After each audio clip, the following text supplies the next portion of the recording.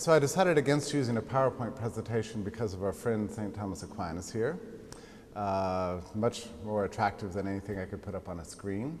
Shown here is a young man, full head of hair, thin, extraordinary. So, and of course he was the man who inspired all these wonderful thinkers we're discussing at this conference. There's a routine that I saw on a YouTube video a few months ago. The title of it is "Everything is Amazing, but No One is Happy." And the gag has people on an airplane sitting on comfortable chairs and flying through the clouds on this sort of silver steel capsule. And they're all complaining, though. They're complaining because their wireless internet connection is too slow. It's an interesting observation. It's as if capitalism has made everything amazing, and yet everyone these days seems to hate capitalism. And let's leave aside the problem that it takes economic understanding to see cause and effect. There's a more general tendency to take whatever material goods surround us as something granted by fate, our own personal state of nature, a human right that is ours by grant of justice, and not for what it truly is, which is a historical contingency that came about through sweat and toil of generations that preceded us. The permanence of all the things that we inherit is just presumed. The goods are ours to redistribute by force if necessary. The services and tools they require belong to us, not to individuals, but to everyone, so they can be taxed at will. Nothing can harm them or reduce their number. This is a widespread tendency. I think about this often when I go into a big store like Walmart in the US, where everything is available and everything is practically free, it seems like. If anybody from the previous age, in the first millennium of Christianity or in the ancient world, had been placed into a Walmart today, they would just assume and ask, where are you? They'd answer something like, well, this must be heaven. I mean, this is paradise. How is this possible? But instead, everybody hates Walmart and wants to destroy it. We live in very strange times, new dark ages, maybe the first dark ages. I'm afraid that the same is true with publishing. Only for 500 years have books been copied by machines. After several millennia in which handwork was the only way to spread knowledge through the printed word. Only for 150 years have books been available to all classes of society. Every innovation in publishing has meant greater distribution at ever lower prices, culminating in today's print-on-demand methods and universal access unto infinity. This is what I would like to talk about in this today. As for digital methods, which have set the printed word free as never before, kids today ask their parents, my children ask me this, Dad, were you born before the internet? They're vaguely aware that there was life before the web, but they conglomerate it with the horse and buggy days and the days before running water. And there's something to this, actually. The advent of digital media has meant a complete revolution in publishing that makes the Gutenberg's movable type appear as a mere stage of progress. And yet, do we appreciate what this means for us? I don't think we do, not fully. And I worry that failing to appreciate this, liberals in the Misesian tradition will not fully comprehend what it means to push the literature of our tradition into digital form. And if we did understand this, we would be far more optimistic about the future, providing we believe in the power of ideas. So I'd like to take a step back and have a look at the role of digital media in the history of publishing generally. Looking at the sweep of publishing history, the goal of all innovation has always been the same. 3 parts: to lower the cost, to widen the distribution, and to permanentize the result. There were sometimes trade-offs between and among the goals. It was for this reason, for example, that the early scribes chose parchment over papyrus. The papyrus was much less expensive, but parchment was seen as more durable, and therefore the work would be preserved. A lesson we gain from reflecting on these choices and these 3 motivating forces is that there is no success for anyone who resists any kinds of innovation in publishing history. Let us begin with the work of the scribe.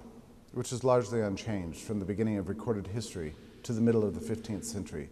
The scribe in a monastery, in a convent, such as this very building, would work every day for up to 8 hours, breaking for psalm singing and for mass, and working with a variety of other specialists in graphics and ink, and working with whole teams to produce perhaps one book a year. When I prepared this talk, I hadn't expected that I would see some examples of their work here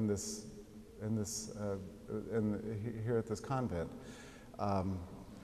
Going up to the choir in the chapel over here, you went there, you saw there's space for more than 100 singers, and in the middle is this music stand that holds very large books, at about 3 feet tall and 2.5 feet wide each page.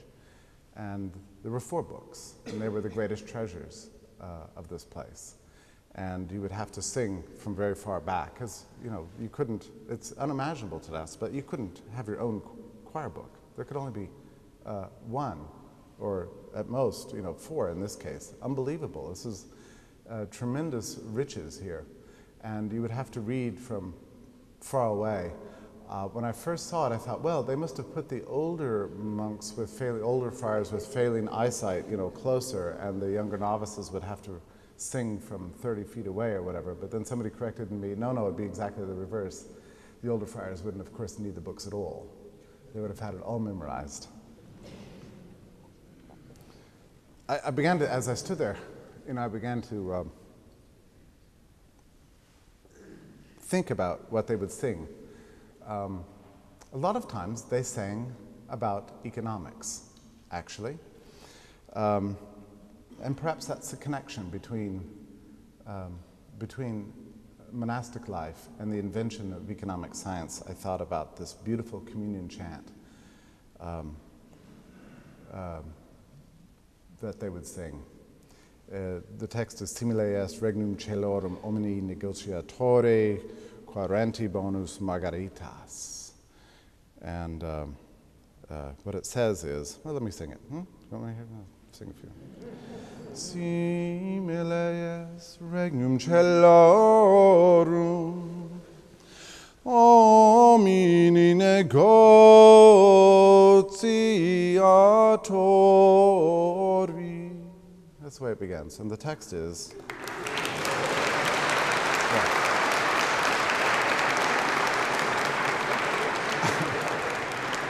by the way, if there's any Gregorian chant specialists listening, yes, I know I missed a little bit of the rhythm on Negotiatore. I don't have the music with me. That was by memory, in fact.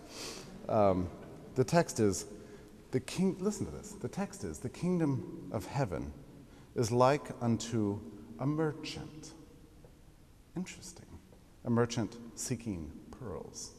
And the story goes on to explain that this guy, he would buy low and he would sell high.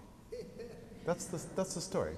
He eventually finds one of immense value. He sells everything, and he buys the pearl of great price. There's a story that Jesus told, and can you imagine what that must have sounded like in that time? And coming out of a world where the merchant was considered to be the lowest, lower than the slave. The kingdom of heaven is like unto a merchant. Very interesting. Many, many songs the monks sang about economics.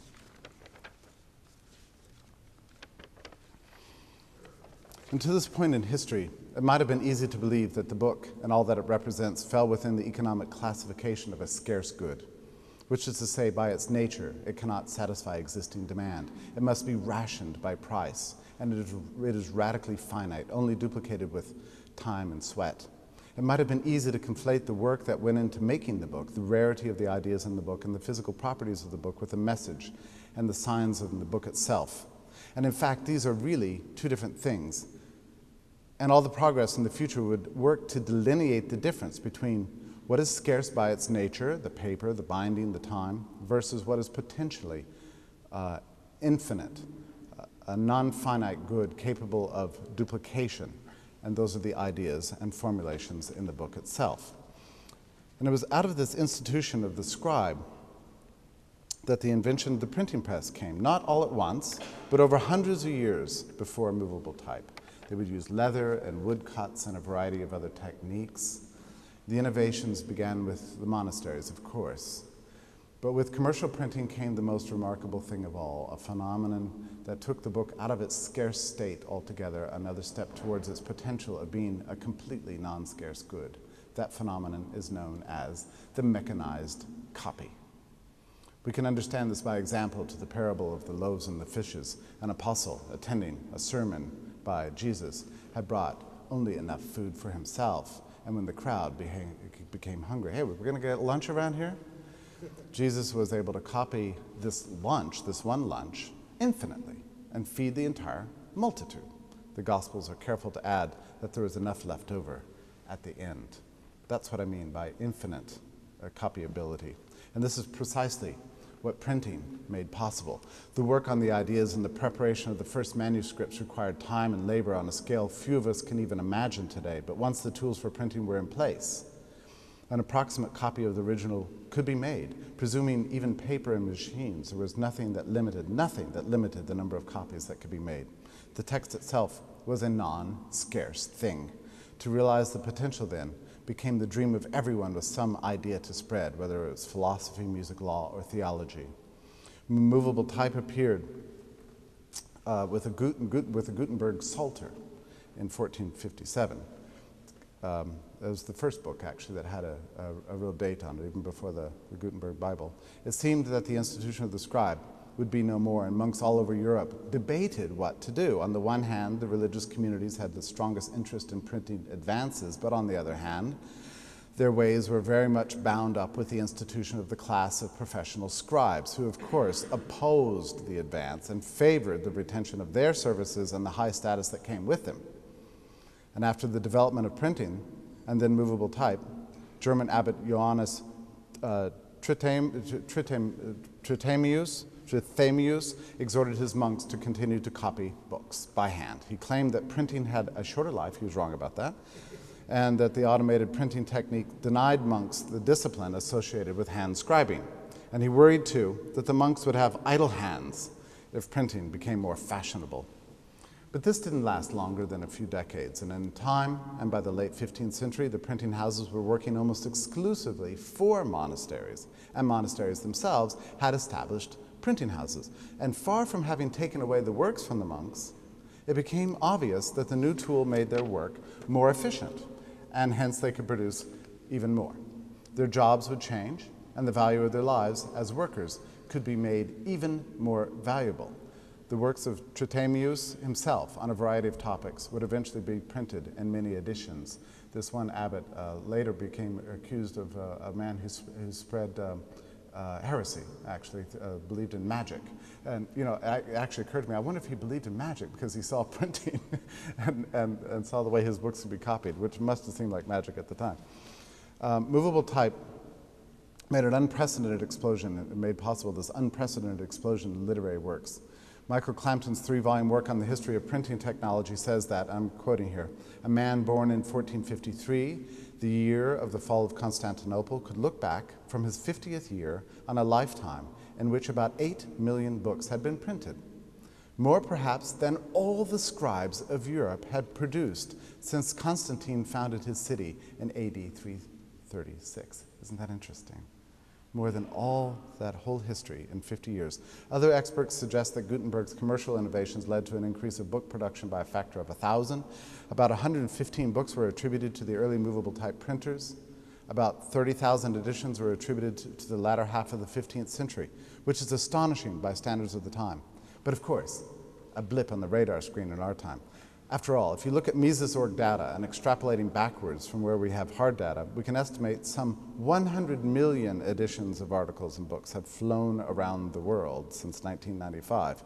And keep in mind that this measures only the work of our servers and doesn't include the hundreds and thousands of servers around the world that host versions of our content. Since we are in Spain, I would like to say a few words about the printing entrepreneurs from this country in the 15th and 16th century. Their role in publishing history is rarely noted. These are the printers, the printing entrepreneurs. Lambert Palmart was the first printer in Spain. He worked from Valencia, the headquarters of commerce at the time. He printed some 15 books in his career, which was an incredible achievement. The first in 1475 in Saragossa. There was also Matthew of Flanders, lots of foreigners living in this lovely country, like me here today. Seville was the third city in line with the proliferation of printing in Spain, and here we have the work of Antonio Martinez, Alonso de Puerto, and Bartolomé Segura, all of whom printed throughout the 1480s. Tortosa was home to what became a vibrant and organized printing firm, which printed 28 books by 1500. Burgos was host to the firm of Frederick of Basel, who was in business with Michael Wenzler. I wonder if these names are the first time anybody has mentioned these names in several hundred years. I don't know. They made 35 books. Another addition to the list of Spanish printing heroes is Arnaldo Guen de Brocar, one of many so-called wandering printers who set up shop all over Spain. He, like others, printed mainly Bibles and theological works. And finally, our list would not be complete without the mention of John and Jacob Kronberger, obviously Germans, who set up shop in Seville with some partners and local workers, and eventually came to print some 239 books of theology, law, medicine, and music. And it was this firm that printed missionary tracts in Spanish to be sent to the New World, and Mexico in particular. They did even more than that. In 1539, they put together a full printing press outfit, and they sent it on a boat to Mexico. And this outfit printed 8 books in Mexico. This is the first printer to appear in the New World. So on behalf of the New World, I say thank you to Spain, not only for the economic thought that made free enterprise thrive in the Western Hemisphere, but also for the first printer to ever come to our shores. For anyone in love with free markets, the 16th and 17th century was a time to witness that wonderful beauty of ordered production, new capital combined with new skills to bring the world more of what it needed and wanted. The rush into the book market by printers of all shapes and sizes and all countries of Europe was a wonderful thing to behold. But there was a threat on the horizon called mercantilism, the theory that producers needed special protection. Part of the theory is that producers needed special protection from government in order to remain healthy in an atmosphere of extreme competitive pressure. Producers were beginning to discover then what every business knows today, that one aspect of free enterprise seems like a vast conspiracy to deny long-run profits to producers. The market process is always driving profits to zero as profitable companies are imitated by innovative upstarts using cheaper and more efficient methods. Society benefits from this process, but in order for an established firm to stay on top, it can never stop innovating, never stop striving for excellence. The answer to this reality in many trades was to seek government protection from competition abroad and to ask favors from the prince, to be the only favored producer, both as a guarantee that people would continue to be provided with goods and services they needed, and as a guarantee for the producer against the distractions of competitive pressure from others. That's the theory and practice of mercantilism, a perfect recipe for hobbling progress. And just as the printers had driven the scribes out of business, the printers themselves were facing extreme competition by the 18th century, and they sought protection from more efficient upstarts, often called pirates, who were making life hard for this very profitable industry. These pirate firms were publishing older works and distributing them very cheaply and widely, while the dominant firms claimed that this practice was undermining their ability to fund new works and thus inhibiting innovation. Sounds familiar, doesn't it? Yeah. The established printers tapped into the mercantilist spirit, but with a special twist. They claimed that the words on the page constituted a special form of property. When they were copied by a firm other than the current publisher, they claimed, their property rights were being invaded. Their so-called intellectual property was being stolen. Now, on its face, this is a preposterous claim. Once ideas are known by others, they are inevitably and always copied. They cannot be owned in the conventional sense. Or another way of putting this is that ownership of ideas becomes multiplied without end. The only way to possess an idea as an exclusive property is to never share it with anyone. Once shared, the idea takes flight. What's more, the entire industry had been born, the whole industry of printing was born in the world of copying, not in making original work.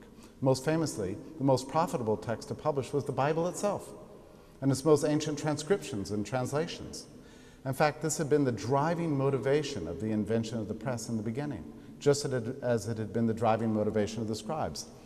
And for this reason, it is crucial to understand the appearance of copyright as nothing other than an aspect of the mercantilist principle. The claims about intellectual property were nothing but a ruse offered by printers as a way of seeking legal protection from competition. Another example of the same was, of course, the patent. Both were rooted in this new idea of intellectual property, which had no precedent in the whole history of man. And on the continent, no one bought into this gibberish at all, seeing it for exactly what it was, a sop to producers that would have inhibited the whole engine of publishing from the ancient world to the present. What was called copyright did the opposite of the long-established goals of publishing. It raised costs, and it limited distribution, and it doomed works to a short life, given the uncertainties of the industry. This was a terrible direction to go, and in only one place in the world did it take hold, in England, which was undergoing a terrible religious struggle, and copyright became useful to the crown in order to suppress works incompatible with the official religion, whatever it happened to be at the time. And so, in the 18th century, there were endless fights in England over this matter of intellectual property. And meanwhile, on the continent, publishing remained competitive and free for 100 years after the first copyright statute was imposed on England. And even given England's laws, copyright statutes were largely ineffective at hobbling the market process into the late 19th century with the imposition of international copyright law. And laws have grown tighter and tighter throughout the 20th century until we have reached the point of absurdity since 1995 in the United States, with laws that pretty well doomed a half-century of scholarship to ruin. If you leave the state and protected industries in charge long enough, they will strangle progress to the point that civilization completely stagnates. And in the publishing industry, digital media couldn't have come along at a better time. It is saving what the state and the dominant publishing firms are trying to kill. The web and digital media are to the establishment what the printers were to the scribes, and the pamphleteers were to the established bookmakers. The web threatens what they believe to be the core of their existence right now, namely the restriction of what should be completely free, the imposition of scarcities on what should really enter into the domain of the non-scarce goods. Let's return now to the three principles that drive progress in publishing: low costs, wide distribution, permanent results. The web has actually achieved all three in the most spectacular way. The marginal cost of downloads is approaching zero. The access is approaching universal. The capacity for copying is infinite, and the results are everlasting. And as you know, the Mises Institute is furiously posting as many works from the whole of Austro-liberal tradition as we possibly can, and we're working at a pace and with a discipline that compares with the older scribes. Our entire literature archive is completely open source, meaning that anyone in the world is free to simultaneously host our results, and these editions are like fire, and that there's no limit to them. A spark can create a roaring blaze, stretching hundreds of miles. This is the power of digital media, and it has achieved the dream of publishing innovation, every dream of publishing innovation from all of human history. When a new edition goes up on Mises.org, even before it is publicly linked, it is sent out through a torrent to servers worldwide, and immediately achieves immortality, even before it's publicly available on the site. It is archived on the site to be available for researchers and students all over the world. We have thousands of works available, and the number grows daily. Let me say a special note about Jesus Huerta de Soto. When we published our book with him, he considered it just a normal thing that we would, of course, also post the whole book online at the same time it was published in physical form.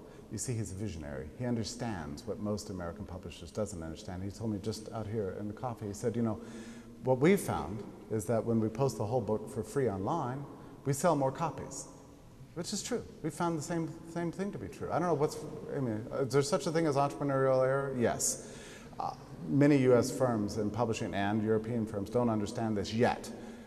Huerta de Soto does understand this, but then he added, even if it weren't true, he would still make it available online, because that's, of course, the mission. The mission is to have your ideas copied. That's precisely the goal. That's not the threat. That's the goal. One of the works that have been copied for hundreds of years,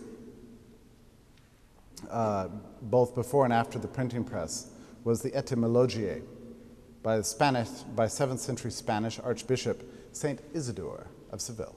Right. The book had summarized all knowledge, all human knowledge. Imagine that. I'm going to write a book that summarizes all human knowledge. You know, that's what Saint Isidore did, and he did a pretty good job of it. Sometimes people talk about our friend St. Thomas as having been the first major Christian thinker to have rediscovered the ancients. It's not true. Isidore had many sections on Aristotle and all the ancient philosophers in his wonderful book. And even by the 15th century, this book had still achieved great notoriety. Can you imagine? And many of the Spanish printers of the 15th and 16th centuries busily printed Isidore's works. He was not only a brilliant intellectual, Saint Isidore had a passion for two great tasks: the preservation of knowledge through writing and the distribution of knowledge through copying and widest possible distribution. And it is for this reason that Saint Isidore was named the patron saint of the internet. That's why. That happened in the late 1990s, I think. I think, too, of Mises himself, who labored for 6 years between 1934 and 1940 to write Human Action, only to have it published in German in Geneva and have it vanish down a memory hole in the midst of a ghastly war and global upheaval. He was transported to the United States, where he started all over again with an English translation that was published in 1949.